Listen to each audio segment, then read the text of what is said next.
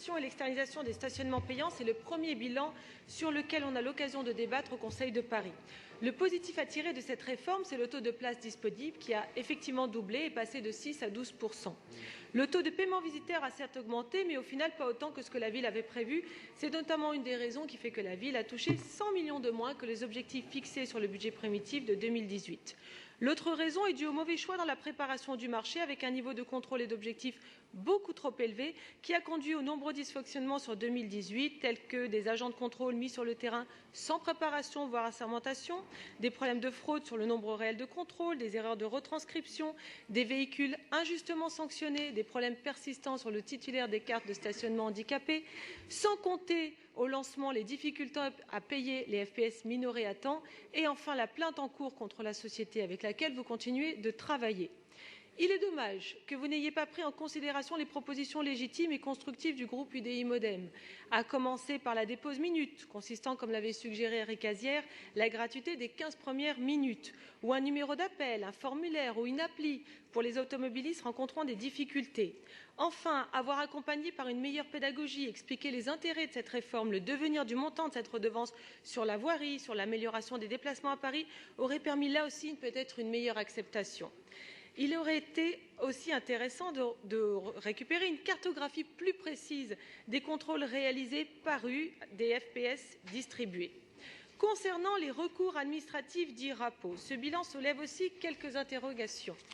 Le taux de recours admis qui s'élève à 53 % devrait très certainement encourager les automobilistes parisiens à entreprendre des démarches. Mais, sur le temps du traitement, vous indiquez que le délai d'instruction des recours est inférieur à 30 jours. Or, le délai moyen de traitement est de 29 jours. Il est donc probable qu'un certain nombre de recours soient traités en plus des 30 jours. Il serait intéressant de connaître ce taux de délai de traitement qui dépasse les 30 jours.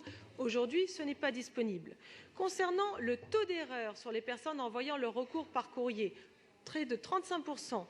La ville propose, pour combler sa lacune, de développer l'utilisation du canal numérique. Pourquoi pas?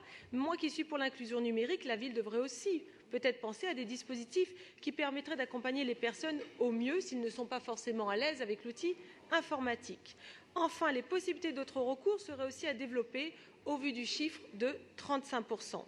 Autant nous sommes d'accord avec vos axes de satisfaction, autant nous sommes limites sur vos faux motifs de satisfaction, comme le taux de recours à la CCSP qui est très faible.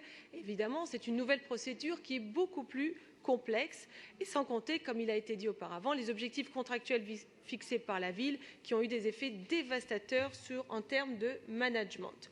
Je pense que la communication des recours sera quand même beaucoup plus pertinente sur 2019, avec toutes les difficultés au lancement de cette procédure.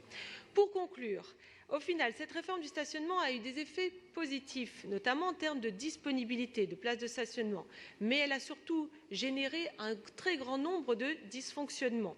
Mauvais choix dans la préparation du marché, mauvais choix dans la sélection des prestataires, mauvais choix dans l'accompagnement de la réforme.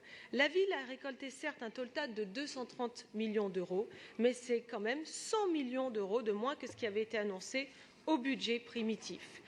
On a toujours ce sentiment de maximiser et de vouloir maximiser les revenus et renforcer, quoi qu'il arrive, une politique anti-voiture brutale plutôt qu'un meilleur partage de l'espace public. Je vous remercie.